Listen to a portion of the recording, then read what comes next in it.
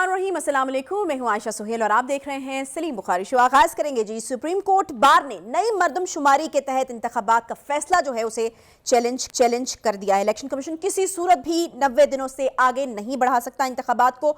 दूसरी तरफ अगर देखें तो आम इंतखाबात नई हल्का बंदियों पर होंगी या पुरानी, ये फैसला इलेक्शन कमीशन जो है वो खुद ही नहीं कर पाया। इजलास जो है वो बेनतीजा इस पर खत्म हो गया, यानी ये मामला जो है इसकी अभी बेसिक्स अभी तय नहीं हो पा रही हैं कि आखिर इलेक्शन जो हैं वो कौन सी मर्दमशुमारी के तहत होने हैं या फिर हल्का बंदियों के हवाले से अगर बात की जाए। मर्दमशुमारी तो ये तय हो चुका, लेकिन हल्का बंदियों के हवाले से भी मामला जो है वो अटका हुआ है। तहरीक इंसाफ का 90 रोज में इंतखाबात के लिए निगरान वज़ीर आज़म को खत, ये भी तहरीक इंसाफ की तरफ से कहा गया। इसके अलावा निगरान काबीना के हवाले से कहा जा रहा है कि हतमी शक्ल उसको दे दी गई है और इम्कान यही है कि कल ये काबीना जो है वो हल्फ उठा लेगी।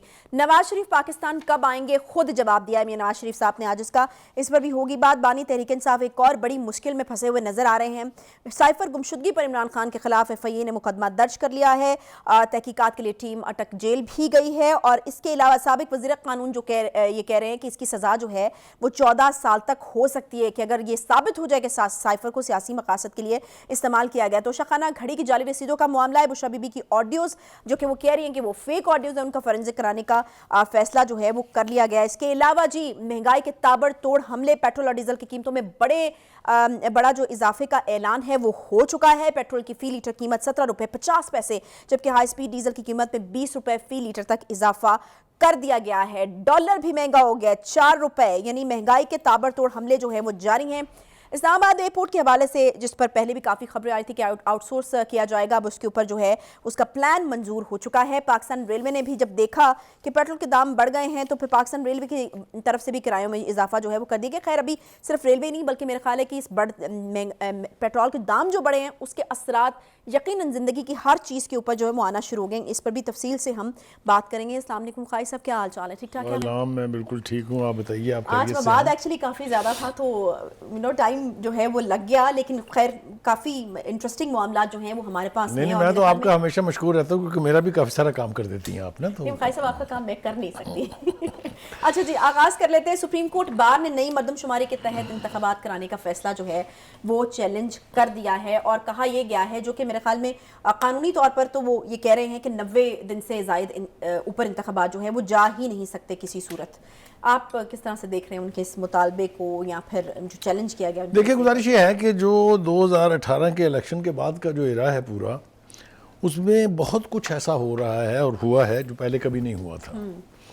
ना इस तरह के फैसले कभी अदालतों ने किए थे, ना इस तरीके से किसी पार्टी के साथ फैसिलिटेटर का रोल कभी अदा किया था। यही हाल बार काउंसिल्स का भी है। बार काउंसिल्स भी यकीनी तौर पे उनकी पॉलिटिकल टिल्ट्स होती थी, लेकिन ये नहीं होता था कि जो शख्स वकील है PTI की तरफ से हर मुकदमे में वो सुप्रीम कोर्ट बार का हेड सदर भी हो और फिर वो फतवे भी जारी करे एन अपने केस की स्पिरिट में, जिस तरह वो केस लड़ रहा होता है अदालत में। शुएब शाहीन साहब का यही हाल है। उनको सिर्फ एक सिमत दिखाई देती है, ना वो आइन को के लिए तरद्दुद करने के लिए तैयार हैं, ना वो जमहूरी रवायात की बात परवाह करते हैं, ना उनको अदालती रवायात का ख्याल है। उन्होंने सिर्फ अपनी पार्टी को सपोर्ट करना है। That's what he is doing. तो मैंने इसलिए ये सोचा कि ये सुप्रीम कोर्ट बार जो है इसके तरीके इंसाफ चैप्टर ने इसको चैलेंज करने का फैसला किया है और मैं बिल्कुल अपनी जगह बिल्कुल हक बजाना वो ये कहने में। अच्छा, देखिए, गुजारिश ये है कि जो काम आईनी हो रहे हैं, आइन के मुताबिक हो रहे हैं, आइन की स्पिरिट में हो रहे हैं, कानून के एन तकाज़ों के मुताबिक हो रहे हैं, उनको अदालतों में आप चैलेंज करेंगे। अननेसेसरीली अदालतों का वक्त भी ज़ाया होगा, आपके यानी एक्सपेंसेस भी इसके ऊपर होंगे। अब आप ये देखिए कि council of common interest is the only body that can decide कि जो मर्दमशुमारी हुई है लेटेस्ट उसके मुताबिक इलेक्शन होने चाहिए, हल्का बंदियाँ उसके मुताबिक होनी चाहिए।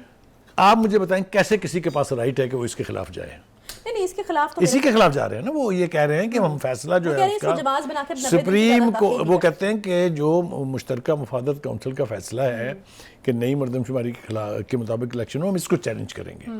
तो मैं ये कह रहा हूँ कि ये एक आइनी काम था, लेकिन उसके अंदर भी मुदाखलत हो रही है और ये क्यों कर रहे हैं वो अब मेरे ख्याल से उसके ऊपर तफसील में जाने का। कान इधर से पकड़ लें या घुमा के पकड़ लें, मैं अर्ज करूँ ना, जरा वही वाला काम किया। वो कहते हैं कि इलेक्शन कमीशन के पास कोई आईनी इख्तियार नहीं कि नए हल्का बंदियों की बुनियाद पर इंतखाबात में ताक़ीद। देखिए, मैंने आपको ये अर्ज किया कि पहली बात तो यह है कि जब मर्दमशुमारी हो गई है, कैबिनेट ने उसकी मंजूरी दे दी है, इलेक्शन जो मुश्तरका मफादात काउंसिल है उसने उसकी बेसिस पर ये कह दिया है कि हल्का बंदियाँ करें, इलेक्शन कमीशन ने वो तस्लीम कर लिया है, इलेक्शन कमीशन उसके ऊपर बातचीत कर रहा है, तो आप कैसे इसके अंदर मुदाखलत कर सकते हैं? एक दूसरी बात जो मैं करना चाहता हूँ वो ये है कि जो अमेंडमेंट्स हुई हैं अब इलेक्शन लॉज में, जो अब कानून का हिस्सा है, उसमें कोई और अदारा, कोई और शख्स इलेक्शन की तारीख तय नहीं कर सकता। ये सिर्फ और सिर्फ इलेक्शन कमीशन का काम है। सही। इसके ऊपर भी आपको पता है जो ले दे हो रही है, आपके सामने है सारा कुछ। मैं कहना ये चाह रहा हूँ कि ये जो नई मरदमशुमारी है, इसके ऊपर जो हल्काबंदियाँ होनी है उसके हवाले से इलेक्शन कमीशन में भी अभी कोई हतमी फैसला नहीं हुआ है। आज उनकी बातचीत जारी रही सारा दिन, लेकिन किसी नतीजे पर वो नहीं पहुंचे हैं, और अभी भी उन्होंने ये कहा है कि मुशावरत जारी रहेगी। ये किस किस्म की मुशावरत है? मतलब ये तो तय हो चुका ना कि नई मरदमशुमारी के तहत ही इलेक्शन होंगे, तो नई मरदमशुमारी के तहत होंगे तो हल्का बंदियां तो होनी है। मेरे ख्याल से वक्त का तयन नहीं हो रहा कि कितनी देर में होंगी। अच्छा, ये मसला ये तो नहीं है कि पुरानी पर होनी है या नहीं? नहीं, मेरे ख्याल से अब इलेक्शन कमीशन के सामने ये ऑप्शन ही नहीं है कि पुरानी पर होनी है, नई पर होनी है, क्योंकि काउंसिल ऑफ कॉमन इंटरेस्ट ने ये तय कर दिया है कि ये मंजूर कर दी है हमने नई मरदमशुमारी, इसके मुताबिक ये इलेक्शन होने हैं। असूली तौर पर तो कोई रास्ता और नहीं है। ठीक है। बहरहाल ये मैंने ज़रूरी समझा कि मैं बता दूं कि इसके ऊपर भी अभी मुशावरत हो रही है, फाइनल फैसला कोई नहीं हुआ है। अच्छा। लेकिन मेरे ख्याल से सबसे ज़्यादा जो हैरानकुन बात है वो ये है कि पीटीआई साहबा ने भी फिर एक हरकत फरमाई है, उनके वाइस चेयरमैन ने। अच्छा, और वो ये है कि उन्होंने निगरान हुकूमत को एक खत लिख मारा है। अच्छा। कि भाई साहब आप इलेक्शन 90 दिन में कराएं। अब मुझे बताइए, जिनको ये नहीं पता कि ये इंटरिम गवर्नमेंट का काम नहीं है कि वो ये तय करे कि इलेक्शन की तारीख क्या होनी है, ये तो इलेक्शन कमीशन ने फैसला करना है, इन्होंने सिर्फ फैसिलिटेशन करनी है। मरकज़ में निगरान वज़ीर आज़म ने करनी है, सूबों में निगरान वज़राए आला ने करनी है। बस वो ख़त लिख मारा है कि हम इसको चैलेंज करने जा रहे हैं। मगर इससे ज्यादा हैरानकुन बात की है राजा रियाज साहब ने, उसकी तरफ आपकी तवज्जो नहीं गई। नहीं, मैं पूछने लगी थी आपसे कि राजा रियाज साहब को क्या सूझी और फिर उन्होंने कह दिया कि बड़ों ने फैसला कर लिया है कि अब देखें ना, ये बड़ों जो है ये कोर्ट्स में है। तो ये तो मैंने ये तो आपसे पूछना था, आपने उसको कोर्ट्स में डाल दिया। आम हालात में हम जब इस तरह का सियासी लीडर जो है, जो लीडर ऑफ द अपोजिशन भी है नेशनल असेंबली में, वो जब बड़ों का कहे तो हम इसका तासुर ये लेते हैं कि शायद एस्टेब्लिशमेंट ने फैसला किया। हाँ जी, तो ये मतलब नहीं, लेकिन इसके साथ ही अगली लाइन नहीं आपने पढ़ी ना। वो क्या? अगली लाइन में ये कह रहे हैं कि जितने भी बड़े स्टेक होल्डर हैं सियासी, वो सारे ऑन बोर्ड हैं इस हवाले से। ठीक है। तो इसका मतलब ये है कि इलेक्शन जो है अब उनके मुताबिक 2024 फरवरी में होंगे। ठीक है। तो जो एक ये तासुर दिया जा रहा था कि ये लंबे चलेंगे और शायद ये 2024 में ना ही हो, वो तासुर खत्म हो गया। मैं अर्ज करूँ इसके उसके हवाले है ना कई, उनसे किसी ने कहा कि नहीं जी इलेक्शन तो नवंबर में होने हैं। उसने कहा अगर इलेक्शन नवंबर में होने होते तो अब तक नवाज शरीफ साहब वापस आ गए होते। हाँ, ये लॉजिकल बात है उनकी। अनदर लॉजिकल बात, इसका मतलब ये है कि जब उनके आने की तारीख तय होगी, जिसके बारे में कह रहे हैं कि शायद वो 10 सितंबर में आएंगे, उसकी वजह भी हमने अपने प्रोग्रामों में लोगों को बता दी है कि 10 सितंबर में जनाब चीफ जस्टिस साहब जो हैं वो रिटायर हो जाएंगे। तो इसका मतलब ये है कि इलेक्शन वाकईतन 2024 के फरवरी में होने जा रहे हैं। अच्छा, ये मेरा ख्याल से, this is my assumption, I can be proven wrong. या आप आज एक नई डेट दे रहे हैं इंतखाबात के लिए? मैं नई डेट नहीं दे रहा, मैं आपको सिर्फ ये बता रहा हूँ कि ये सब कुछ हो रहा है और ये हमें अपने सामने रखना चाहिए। ठीक है। अच्छा, वो जो सवाल इंतखाबात वाले सवाल का जवाब तो मिल गया ना आज?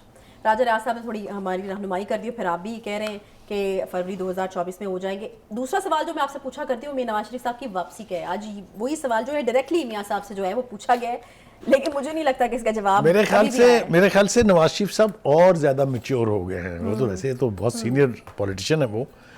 उन्होंने ऐसा जवाब दिया है जिसमें कहीं कोई कमिटमेंट यानी कमिटेड आंसर नहीं है। उनसे किसी ने पूछा कि जनाब आप कब पाकिस्तान जाएंगे, उनका दुआ है कि हम भी पाकिस्तान चले जाएं।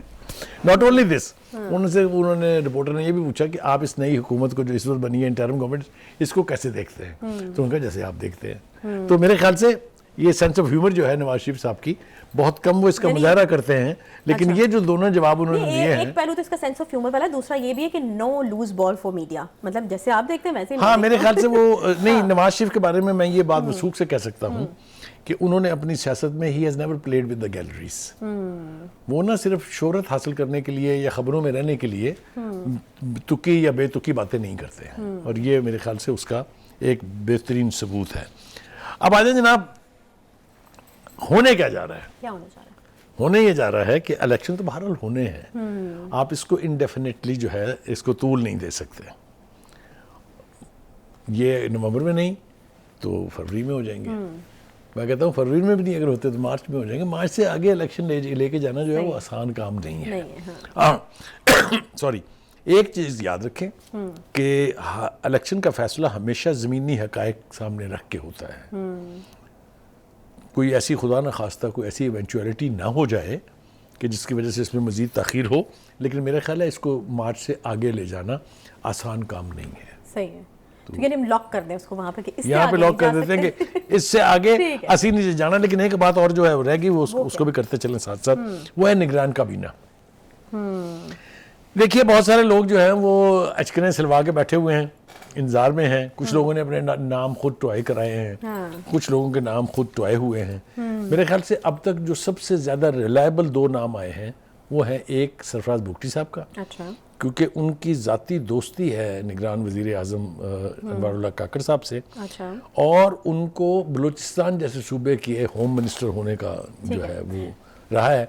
तो एक तो वो, और दूसरे जो है वो सैयद मोहम्मद अली दुरानी साहब जो है, अच्छा, वो भी मेरे ख्याल से इंफॉर्मेशन मिनिस्टर बन जाएंगे। अच्छा। बुखारी साहब कुछ सहाफ़ियों के नाम भी आ रहे थे, वो किस हद तक रिलायबल थी बात? नहीं, वो मेरे ख्याल से देखे ना, मेरा भी दिल चाहता है ना मैं भी बन जाऊं, लेकिन ये कि ज़रूरी थोड़ी है कि मैं ख्वाहिश करूं और उसके साथ ही हो जाए। ठीक है। मेरे ख्याल से ये 2 रिलायबल नाम है। और एक तीसरा सैयद अब्बास जिलानी साहब जो है, अच्छा, उनको फॉरेन मिनिस्टर का सही। पोर्टफोलियो मिल ठीक। जाएगा। आपको याद होगा हमने अपने लास्ट प्रोग्राम में ये कहा था कि ये जो नाम निगरान वजीर आला के लिए टॉय हो रहे हैं, इनमें से अक्सरियत जो है वो कैबिनेट में शामिल हो कैबिनेट में जाएगी। एडजस्ट हो जाएंगे। ठीक है, ठीक है, ठीक है जी। एक छोटा सा यहाँ पे ब्रेक लेते हैं, ब्रेक के बाद वापस आते हैं।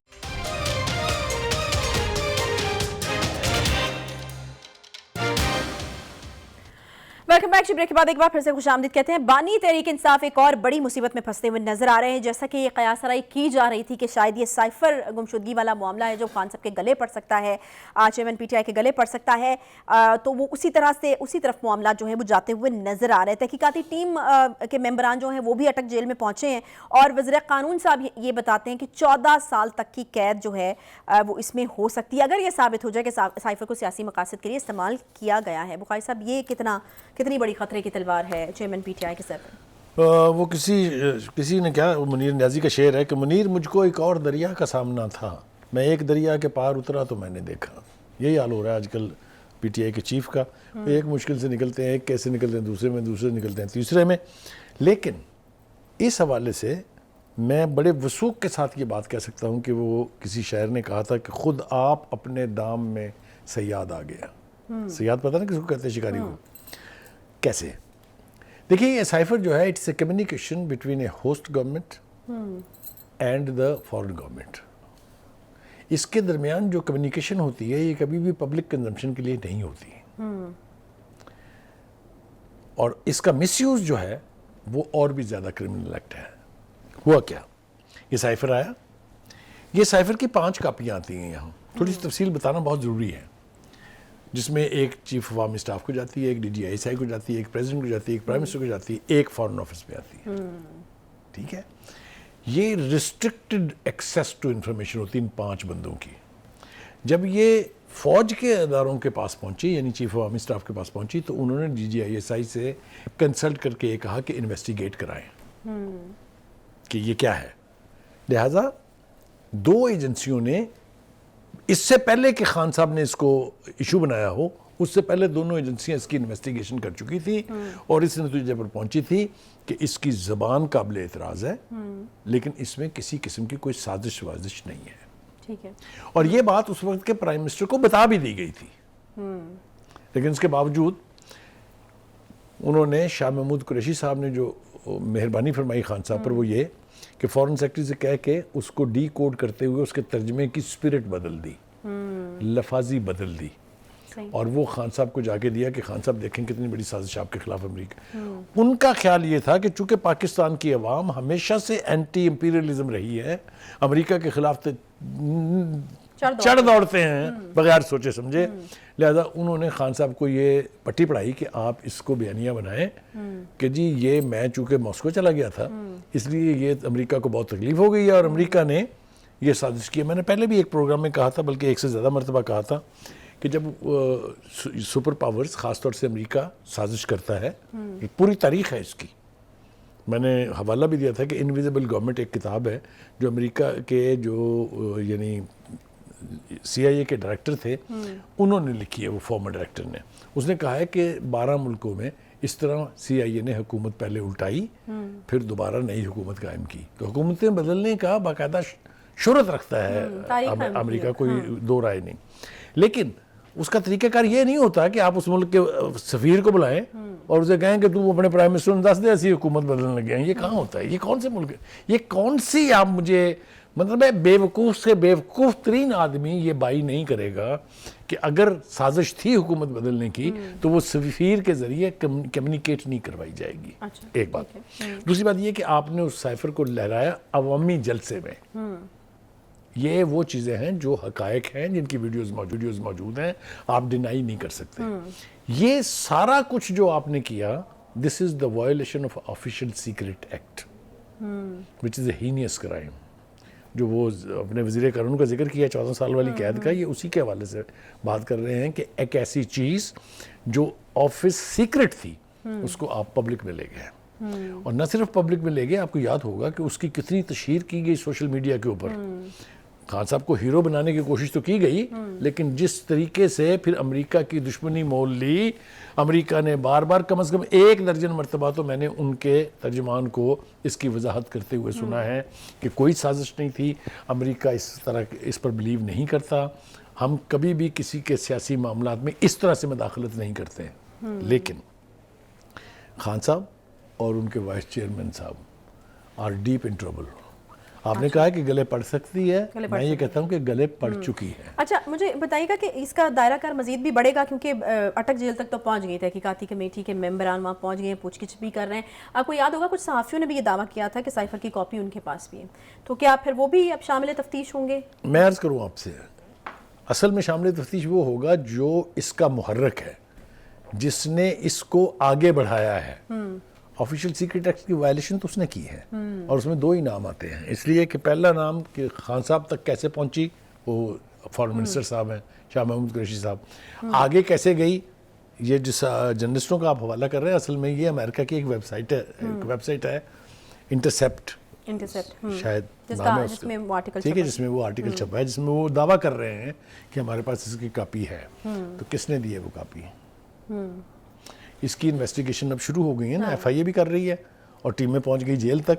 ये आने वाले दिनों में इसके हवाले से बहुत से खौफनाक हकायक हमारे सामने। वो तो अपना सोर्स कुछ डिफरेंट बताते हैं इससे। नहीं, वो मतलब वो तो नहीं बताएंगे ना, वो तो कहते हैं, मैं कह देता हूँ ना, आप जो वो कहते हैं कि जी हमें फौजी जराए से मिली है, तो वो अपना सोच फौजी जराए जो है ना, वो इस तरह की हरकत में मुलव्वस नहीं होते हैं कभी। नहीं, बुखारी साहब उनके देखिए, या तो वो बता देना कि फलां फौजी जनरल ने दी है मुझे। हाँ जी, वो तो मेरा ख्याल है कि अगर मजीद इन्वेस्टिगेट होगा तो उनसे पूछा जाना चाहिए। पूछा जाएगा तो कुछ नहीं निकलेगा। मैं बता रहा हूँ आपको कि इसका सोर्स कहाँ से निकलेगा। लेकिन बाहर तो चीजें जरा फर्क होती हैं। अगर आप इस तरीके से खबर देते हैं और वो जाली खबर होती है, तो फिर कानूनी कार्रवाई के लिए उनको तैयार रहना चाहिए। हुआ ना नवाज शरीफ के बारे में जो संडे मेल ने खबर दी थी, शहबाज गिल के कहने पे, याद है ना आपको, और उसके मिर्जा जो शहजाद अकबर थे उनके कहने पे बाद में भुगता ना वहाँ। तो फिर अगर इनकी भी बात झूठी निकलती तो यकीनन इनको भी ये भुगतना पड़ेगा। और मैं आपको ये बता रहा हूँ कि ये मामला इतनी जल्दी इनके गले से उतरेगा नहीं। ठीक है जी। अब आगे आ जनाब, दूसरा जो इशू है वो है तोशाखाना की घड़ी की रसीदें। बीबी ने फरमा दिया है, ये आज इन्वेस्टिगेशन में, आज में शामिल हो गई थी तफ्तीश में, कि जी मैंने तो नहीं, वो वीडियो पे बाद में आते हैं कि हमने तो नहीं दी जी वो रसीदें। तो फिर किसने दी थी? तोशा खान। अब आप कल को अगर ये कह देंगे तोशा खाने से तो हमने कभी कोई तोहफा लिया ही नहीं, तो who will believe, who will trust it? ठीक है, रसीदें जमा करवाई गई थी, कहा गया था। वो अब इसलिए कह रहे हैं कि हमने नहीं करवाई क्योंकि जिस दुकान की वो रसीदें थी जो जाली बनाई गई थी, उसके मालिक ने बयान दे दिया है बाकायदा ऑफिशियली कि मेरा कोई ताल्लुक इन रसीदों से नहीं, ना मुझे कोई इल्म है। सही है। इसके बाद वो जो फारूक साहब हैं, वो जो खरीदार हैं उसके, उमर फारूक साहब, उन्होंने भी जो कुछ कहा है वो आपके सामने है सारे। तो इसको छुपाना और इससे जान छुड़ाना भी इतना आसान नहीं है। दूसरी तरफ उन्होंने कहा, जब हवाला दिया गया उनको कि जनाब ये सुनिए ज़रा, ये वीडियो में आप क्या कह रही हैं, तो कहे तो मेरी आवाज़ ही नहीं है। ये उन्होंने 1 साल तक तो नहीं कहा। वीडियो तो बहुत देर पहले आई थी ना, तब तो लेकिन नहीं कहा उन्होंने। ये चीज अब फोरेंसिक में पता चल जाएगा, 1 मिनट में आप मैं वही कह देखिए रही ना कि आया इस दौर ले। में इस तरह का झूठ बोला नहीं जा सकता। फोरेंसिक तो 2 मिनट में दूध का दूध और पानी का पानी मतलब करने की हाँ, मेरा मतलब है मौजूद इसके अंदर भी बहुत जल्दी हम लोग Technology। सुन लेंगे कि ये आवाज़ उनकी है या नहीं है, और ये अगर आवाज़ उन्हीं की है तो फिर कहानी किस तरफ को जाएगी इसके बारे में कोई इबाम नहीं है। अब आ जाइए जनाब जरा इस्लामाबाद हाई कोर्ट की तरफ। वहाँ उन्होंने जो शहरियार अफरीदी साहब हैं और शामदाना है जो उनकी खिलाफ जो MPO का यानी हुक्मनामा था उसको मुअत्तल कर दिया। पहली बात तो ये है कि 2018 के बाद से, जैसा मैंने शुरू में कहा था, बहुत नए नए रवाज पड़ रहे हैं।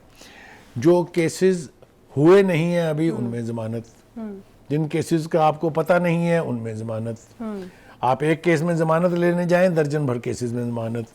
ये नए रिवाज है ना, ये इनका कानून से, तो आपको आइन लगता से है ये रिलीफ इसी तरीके से मिला है? एब्सोल्युटली। जब DC किसी को MPO 3 के तहत नजरबंद कर दे, इसकी जमानत नहीं है। वसूख से कह रहा हूं आपको, ये नए रिवाज है। ये पढ़ रहे हैं तो हम कानून का मजाक उड़ाने की बहुत सारी रिवायात और है। मुझे कहा जा रहा है बुखारी साहब, मेरे ख्याल में वापस आके फिर दीगर जो चीजें रह गई उन बात करेंगे। छोटा सा यहाँ पे ब्रेक लेंगे, ब्रेक के बाद वापस आते हैं साथ में।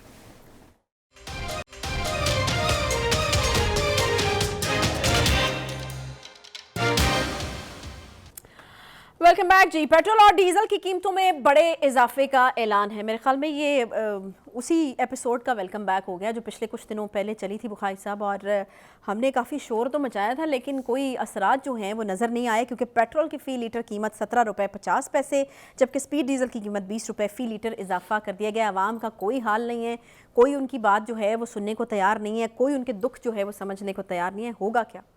वो कुछ ऐसे बीमारियां होती हैं जो देर पा होती हैं, चलती रहती हैं। वो जो मर्जी आप करते रहें, जितना मर्जी इलाज करें, उनका वो बढ़ती रहती हैं।